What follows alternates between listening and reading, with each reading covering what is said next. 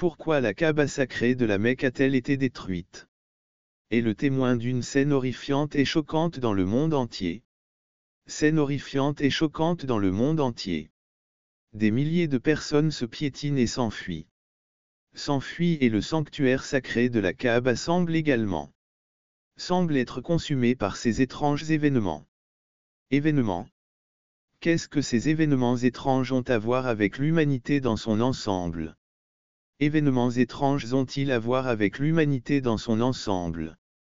À l'humanité dans son ensemble. Avant de commencer, abonnez-vous à la chaîne. La chaîne et appuyez sur la cloche pour obtenir les dernières informations sur la Kaaba. La Kaaba est située au centre de la Sainte Mosquée Al-Haram en Arabie Saoudite. Al-Haram en Arabie Saoudite, elle joue un rôle important dans la garantie du droit à la vie. Joue un rôle important en assurant le droit au pèlerinage dû. Elle joue un rôle important dans le bon déroulement du pèlerinage des musulmans à la Mecque. Cependant, ces derniers temps, la Kaaba il y a toujours eu de terribles tragédies. Des tempêtes ont englouti l'ensemble de la Kaaba. La Kaaba est constamment confrontée. Des insectes attaquent la zone. 1 million de personnes luttent toujours pour faire face aux essaims d'insectes qui ont détruit la région. 1 million de personnes luttent toujours pour faire face aux essaims d'insectes qui ont ravagé la région en début de semaine. Un énorme Rois Ranchi a attaqué la Mecque. Arabie Saoudite, ce qui a incité les autorités du site le plus sacré de l'islam à lancer une opération de nettoyage pour le détruire. Plusieurs phénomènes anormaux se sont produits autour et dans le voisinage de la ville sainte musulmane de la Mecque, ce qui ont amené les fidèles à se demander si l'accomplissement des prophéties grêles et sauterelles, deux des 10 fléaux mentionnés dans l'Exode, pour punir Pharaon de ses actes, y compris l'esclavage des Juifs. Bien que Pharaon ait été témoin de la force et de la puissance de Dieu, il a tout de même choisi de s'y opposer. Et la puissance de Dieu, il a tout de même choisi de ne pas obéir et d'affronter la colère de Dieu. D'obéir et d'affronter la colère de Dieu en tant qu'esclave. Le tremblement de terre et le déluge sont considérés comme des signes de la Seconde Guerre mondiale. Sont considérés comme des signes de la seconde venue de notre Seigneur. Lorsque Dieu reviendra, il jugera tous les hommes pour leurs péchés. Jugera l'humanité pour ses péchés. Transgressions et emmènera les justes avec lui au ciel pour la vie éternelle. Au paradis pour la vie éternelle. Ceci confirme une fois de plus. Confirme que Jésus peut revenir dans un futur proche, mais pourquoi ces signes apparaissent dans le Collabé, ils sont dans un endroit différent du monde de l'Apocalypse. 6h1t14 dépeint de manière vivante ces phénomènes cosmiques. En décrivant une séquence d'événements catastrophiques au cours desquels la Terre elle-même tremble dans l'attente de l'heure du bilan. Le soleil s'obscurcit. La lune en sang et les étoiles tombent du ciel, un spectacle inégalé depuis la création. Joël 2h31. Amplifie cette image apocalyptique. Il prédit un temps où les cieux eux-mêmes témoigneront du jugement divin. Jugement divin. Signalant le jour du Seigneur au milieu de l'incertitude et de l'inquiétude. L'incertitude et la trépidation de l'environnement. Les croyants de la fin des temps trouvent réconfort et la sécurité dans la promesse de la victoire par le Christ. L'exhortation de l'apôtre Paul dans 2 Corinthiens. 104 rappelle aux croyants que leurs armes spirituelles sont puissantes et capables de détruire même la plus forte des forteresses. La plus forte des forteresses. Si les signes de la fin des temps peuvent susciter la peur et l'appréhension, ils servent également de balises d'espoir et d'espérance. D'espoir, guidant les croyants vers un avenir rempli d'espérance. Croyant vers un avenir rempli de promesses et d'accomplissements divins. Alors que l'humanité se trouve au seuil d'un bouleversement et d'une agitation sans précédent. La parole de l'Apocalypse appelle les croyants à tenir compte de l'appel de la prophétie et à se préparer aux épreuves à venir. Grâce à une étude diligente et à une foi inébranlable, les croyants peuvent se préparer à affronter les épreuves à venir. Et une foi inébranlable, les croyants peuvent surmonter les défis avec confiance. Faire face aux défis avec confiance. De la fin des temps en sachant qu'ils sont fermement l'enracinement de Dieu au milieu du chaos et de l'incertitude. L'incertitude enveloppe. Inébranlables dans leur foi, confiants dans les promesses inébranlables de la parole de Dieu. Attendant le retour imminent du Christ, ils le font avec espoir et anticipation. Sachant que les épreuves de ce temps ne sont que des préludes à la gloire qui les attend dans l'âge à venir. Le concept des sept cadavres a une signification profonde dans le cadre eschatologique de la prophétie biblique. Prophétie biblique. Lorsque l'imagination évoque l'image d'un trompette, elle évoque des pensées de grandeur et de majesté, souvent associées à une proclamation royale ou annonçant l'arrivée de dignitaires, de la même manière que les 7 cadavres du livre de l'Apocalypse. Dans le livre de l'Apocalypse servent d'instruments. Les instruments par lesquels les déclarations divines. Bien que de nature totalement différente, chaque trompette annonce un jugement unique. De la terre au cours de la période tumultueuse connue sous le nom de la Grande Tribulation, la découverte de ces trompettes fut le résultat d'une expérience de l'apôtre Jean lorsqu'il a vu une grande multitude de gens de toute tribu et de toute nation, rassemblés pour adorer autour du trône de l'agneau de Dieu. Après ce spectacle impressionnant, Jean est témoin d'un moment de profond silence profond dans le ciel, qui contraste avec le grondement du tonnerre. Le grondement du tonnerre qui l'a précédé, ce silence est rempli d'anticipation lorsque les 7 anges qui se tiennent debout autour du trône de l'agneau de Dieu se mettent en marche. D'anticipation, car les 7 anges qui se tiennent devant Dieu se voient confier 7 corps. Devant Dieu se voient confier 7 cadavres qui sont sur le point de prononcer le jugement divin sur la terre. On ne saurait trop insister sur l'importance du silence dans les cieux. Ne peut être souligné à l'excès. Il sert de prélude à l'imminence du cataclysme. Des événements cataclysmiques imminents, intensifiant la gravité des événements à venir. La gravité des événements à venir lorsque le 7e sceau. Le 7e sceau s'ouvre, les 7 anges reçoivent leur trompette. Le signal augmentera avec chaque son successif le catalyseur de ces jugements. Jugement est la prière des martyrs qui ont été témoins des horreurs de la Grande Guerre. Témoins des horreurs de la Grande Tribulation, leur cri de justice et de revendication. Comme de l'encens parfumé au trône de Dieu est un rappel poignant du pouvoir de la prière et de la réponse divine. De la réponse divine qu'elle. When every trumpet sounds. Différents aspects de la création sont soumis. Un point de jugement divin, la terre elle-même est épargnée par la dévastation causée par la première trompette, suivie par la mer, les sources d'eau et le ciel. Avec chaque trompette successive, la sévérité des jugements s'intensifie, plongeant l'humanité plus profondément dans le ballottement du désespoir et de la misère. Mais au milieu du chaos et de la souffrance, un curieux phénomène se produit. Malgré les tourments auxquels de ceux qui ont rejeté Dieu, il reste un refus obstiné de se repentir et de se transformer. Le cœur humain, endurci par le péché et la rébellion, s'avère résistant à l'appel de la grâce divine, même s'il n'y a pas d'autre solution. À l'appel de la grâce divine, même face à une calamité sans précédent. La 6e trompette déclenche une vague de mort et de destruction. de destruction sans précédent dans l'histoire. Une armée d'êtres démoniaques, dirigée par 4 anges, ravage la terre. Sur la terre, anéantissant un tiers de ses habitants. Un rappel brutal des conséquences de leur impénitence. De leur impénitence. La terre a été abandonnée par son Créateur, et les conséquences de leur impénitence se font sentir. Au fur et à mesure que les événements se déroulent. Jusqu'à la dernière trompette, le décor est planté. La scène est préparée pour l'apogée du jugement divin.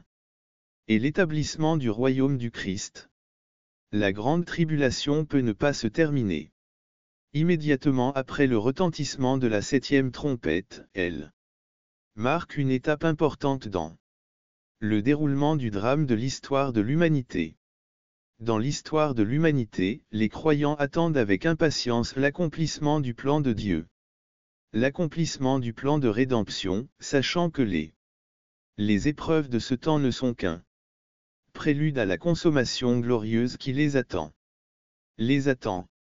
Les signes célestes qui apparaissent dans les cieux ont une signification qui se reflète à travers les âges.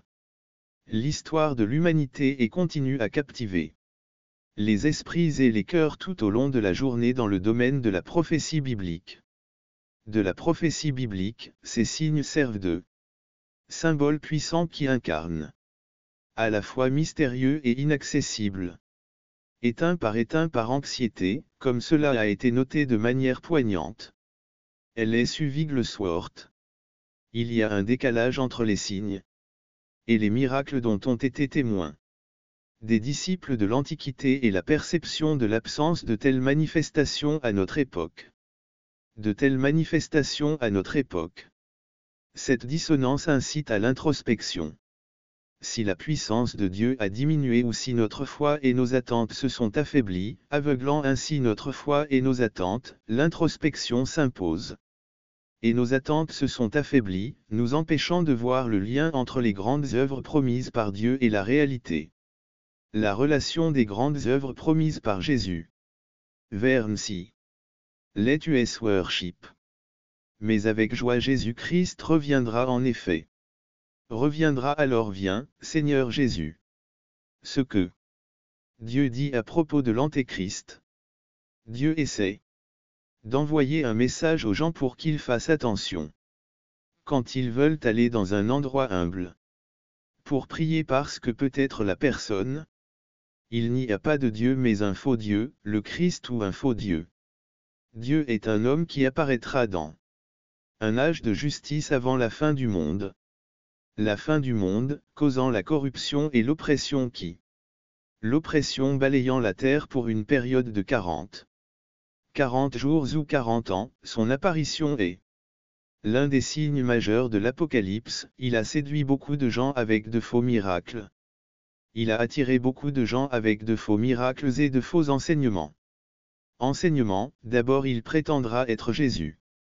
Puis il prétendra être Dieu. Il parcourra le monde. Parcourra le monde pour demander aux gens de le suivre et il les attirera à lui. Avec de la nourriture et des richesses et des promesses de mettre fin. De mettre fin à leur souffrance il se verra accorder la capacité d'accomplir des miracles de la part de Dieu, en tant que comme un test pour les gens, il ressuscitera les morts, coupera les gens en deux, passera entre deux. En deux, passera entre les deux moitiés. Et ordonnera ensuite à ces parties de se réunissent pour redevenir à nouveau en vie. Il aura la capacité d'exploiter les richesses de la terre pour avoir de la nourriture en abondance et de nourriture et de subsistance pour inciter les gens à le suivre, un signe clair que Dieu n'est pas vraiment Dieu. Et que malgré tous ces miracles qu'il recevra, il ne sera pas capable de réparer ses propres difformités physiques, il enverra son armée pour combattre tous ceux qui ne croient pas en lui. Les faux dieux sont des personnes qui prétendent parler au nom de Dieu mais qui ont leur propre nom. Jésus a averti ses disciples de surveiller de près ces personnes. Jésus n'a pas seulement averti ses disciples des dangers des faux dieux, mais il les a aussi instruits sur la manière de reconnaître ces charlatans. Reconnaître ces charlatans. Pourquoi les faux dieux sont extrêmement dangereux lorsque Jésus s'adressait à des personnes en recherche, qui étaient errants ou perdus, il faisait invariablement preuve de compassion.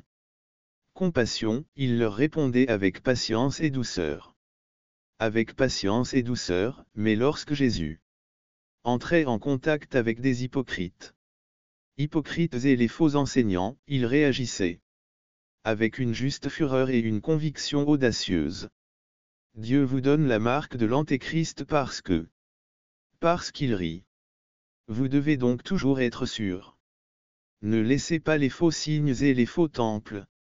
Les faux signes et les faux temples vous égarer. Mais surtout, Dieu ne veut pas que vous soyez toujours en train de regarder et de chercher l'Antéchrist. Car cela peut vous amener. Car cela peut vous fatiguer et vous secouer rapidement.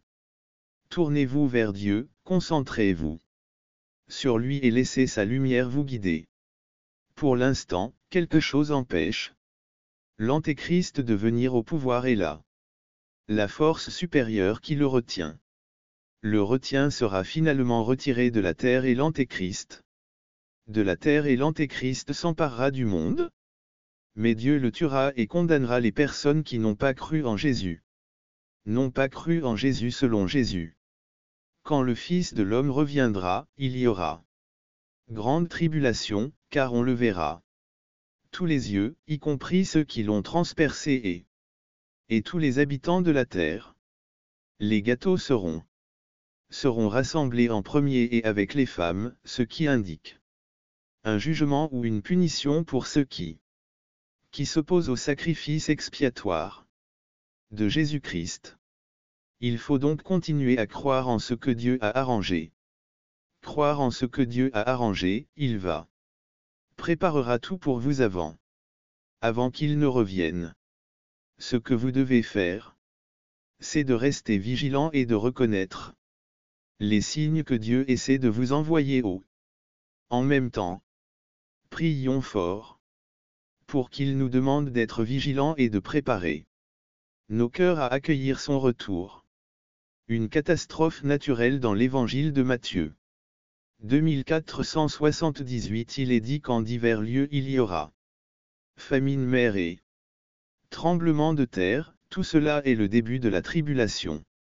D'autres traductions de la Bible disent le début de contraction de travail croissant dans deux directions.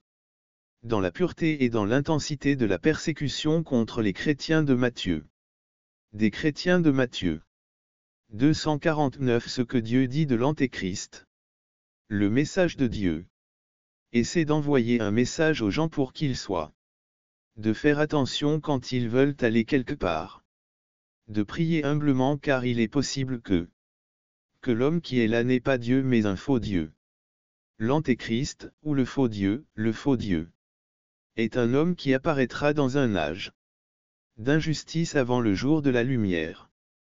Il fera régner la corruption et l'oppression sur la terre. La terre pendant 40 jours ou 40 ans son apparition est l'une des principales des signes apocalyptiques, il attire de nombreux personnes avec de faux miracles et de faux enseignements. Il prétendra d'abord être Jésus, puis il prétendra être Dieu, il parcourra le monde en demandant aux gens de le suivre et il les attire avec de la nourriture, des richesses et des promesses. Avec de la nourriture, des richesses et des promesses. Il leur promettra de mettre fin à leurs souffrances et leur accordera la capacité d'accomplir des miracles de la part de Dieu, comme un test pour les gens. Comme un test pour les gens, il ressuscite les morts, il coupe les gens en deux moitiés, marche entre les deux moitiés. Et ordonne ensuite à ses parties de revenir ensemble pour être à nouveau en vie. Pour redevenir vivant. Il aura la capacité d'exploiter les richesses de la terre, d'avoir de la nourriture en abondance et de subsistance pour pour inciter les gens à le suivre. Le signe qu'il n'est pas vraiment Dieu, c'est que malgré tous ces miracles qui lui seront donnés, il ne pourra pas réparer ses propres difformités physiques. Il enverra son armée pour combattre tous ceux qui ne croient pas en lui. Les faux dieux sont des personnes qui prétendent être. Ils parlent au nom de Dieu, mais ils ont leur propre agenda. Jésus a averti les disciples de se méfier de ces. Jésus n'a pas seulement mis en garde ses disciples sur les dangers des faux dieux, mais il leur a aussi expliqué comment reconnaître ces charlatans. De reconnaître ces charlatans. Pourquoi les faux dieux sont extrêmement dangereux lorsque Jésus était en contact avec des personnes en recherche, errantes ou perdues, il a invariablement compassion, il leur répondait avec patience et douceur. Avec patience et douceur, mais lorsque Jésus entrait en contact avec des personnes religieuses, faux enseignants, il réagissait avec droiture, fureur et conviction audacieuse. Avec fureur et conviction audacieuse, Dieu vous donne la marque de l'Antéchrist. La marque de l'Antéchrist parce qu'il veut que vous restiez sur vos gardes. Pour que vous restiez sur vos gardes. Ne laissez pas les faux signes et les faux temples de vous égarer. Mais surtout, Dieu ne veut pas que vous soyez toujours à l'affût, à la recherche de l'Antéchrist, car cela peut facilement vous fatiguer et vous ébranler. Au lieu de cela, tournez-vous vers Dieu, concentrez-vous sur le NM et laissez sa lumière vous guider. For no some simis keeping. L'Antéchrist de venir au pouvoir, c'est ça. Une force supérieure qui le retient. Il sera finalement retiré de la terre. Et l'Antéchrist s'emparera du monde, mais Dieu le tuera. Il le tuera et condamnera les gens qui n'ont pas cru en lui. Jésus a dit que lorsque le Fils de l'homme reviendra, il y aura un grand deuil, car il sera vu par tous les yeux, y compris ceux qui l'aiment et tous les gens sûrs. Les gâteaux seront d'abord rassemblés et brûlés, ce qui indique un jugement ou le jugement ou la punition pour ceux qui s'opposent au sacrifice expiatoire de Jésus-Christ. Donc, continuez à croire que Dieu a tout prévu, il préparera tout pour vous. Avant qu'il ne revienne. Ce que vous devez faire, c'est de rester vigilant et de reconnaître les signes que Dieu essaie de vous envoyer à la fois. En même temps, prions sincèrement pour nous demander d'être vigilants et de préparer nos cœurs à accueillir son retour. Catastrophe naturelle Matthieu 24-78 Famine. Épidémie et tremblements de terre en divers endroits. Tout cela est le début de la tribulation. D'autres traductions de la Bible parlent du début des contractions du travail. Contractions augmentant dans deux directions, en pureté et en la persécution des chrétiens. 9 ans après, on vous livrera à la tribulation et à la persécution, et vous serez tués et haïs par toutes les nations. Et vous serez tués et haïs par toutes les nations. Car mon nom sera persécuté dans les derniers jours. Au nom de Jésus. Il ne voit pas d'inconvénient à ce que vous priez, mais ne mentionnez pas ce nom. Vous pouvez être pour une religion mais ne pas mentionner le nom de Jésus. Mais ne pas mentionner le nom de Jésus n'est pas une véritable apostasie. Matthieu 24h10. Alors beaucoup se scandaliseront, se trahiront les uns les autres. Et se haïront les uns les autres quand la persécution s'aggrave, les gens quittent. Prêcher des sermons glorifiant le Christ. L'apôtre Jean dit qu'ils sont sortis de chez nous, mais ils n'étaient pas.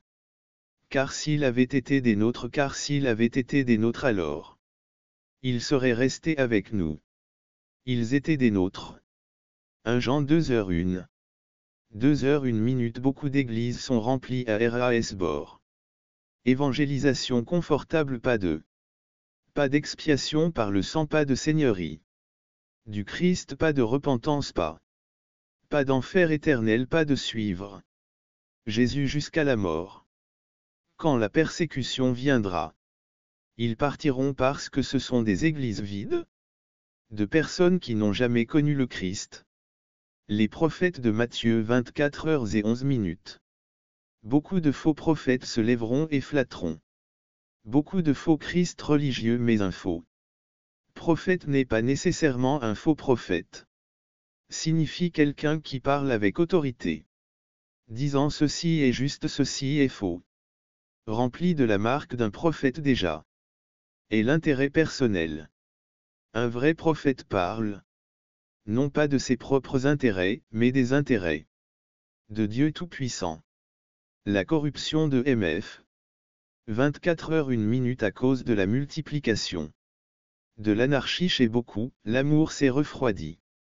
Le taux de criminalité monte en flèche.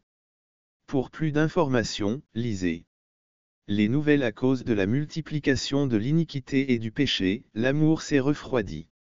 Et du péché, l'amour s'est refroidi et nous nous trouvons où nous ne pouvons pas faire confiance aux étrangers. Pourquoi l'anarchie prospère-t-elle? Parce que les faux prophètes disent qu'il n'y a rien de tel. Il n'y a pas de norme absolue du bien et du mal. Il n'y a pas de norme absolue. L'encre morale disparaît et l'homme s'enfonce dans un tourbillon de saleté. Matthieu 24 134. Mais celui qui persévérera jusqu'à la fin sera sauvé et ce royaume évangélique sera prêché dans le monde entier. Dans le monde entier, pour servir de témoignage à toutes les nations et alors la fin arrivera. Dans les derniers jours, il y aura des gens qui aimeront Jésus. Jésus, ils auront une poigne de bulldogs sur la vérité. De la vérité et diront que Jésus-Christ est Seigneur. Les chrétiens ne sont pas sauvés parce qu'ils endurent parce qu'ils sont sauvés. Ces autres signes se sont toujours produits. Mais celui-ci est le point culminant. La Bible ne dit pas que tout le monde sera sauvé, mais elle dit que l'Évangile finira par prêchera la fin, car l'Apocalypse, dans sa signification, peut être égale à la fin. Dans la Bible, la fin pourrait être appelée le retour du Seigneur pour sauver le peuple et punir les injustes. Aidez-nous à nous rappeler que le dos du Christ Emmanuel est notre plus grand. Remplis-nous de ta joie et de la paix de ton esprit. De la paix de ton esprit, guide nos cœurs et nos esprits. Et nos esprits vers toi. Merci de nous rappeler que même dans les moments de fête et dans les moments de temps de rupture, tu es toujours avec nous. Parce que tu ne nous abandonnes jamais. Merci pour ta puissante présence dans In Our Daily Lives We Can Rest Assured. Sûr que ton cœur est avec nous. Tes yeux sont sur nous et tes oreilles sont ouvertes à nos prières. Merci. Que tu nous entoures de ta faveur comme un bouclier et nous sommes en sécurité dans tes bras. Ce soir, nous choisissons de nous rapprocher de toi et de te garder en premier dans nos cœurs et une vie sans toi, nous échouerons sûrement. Mais avec toi il y a un grand espoir. Merci pour ton pouvoir de guérison, merci de nous avoir fait entrer dans cette nouvelle saison. Nous attendons avec impatience tout ce que vous avez encore en stock. Au nom de Jésus. Amen. Merci d'avoir regardé. En tant que téléspectateur, n'oubliez pas de vous abonner et de rester à l'écoute pour d'autres vidéos. Pour plus de vidéos, pour plus de vidéos, pour plus de vidéos, pour plus de vidéos. Plus de vidéos pour plus de vidéos.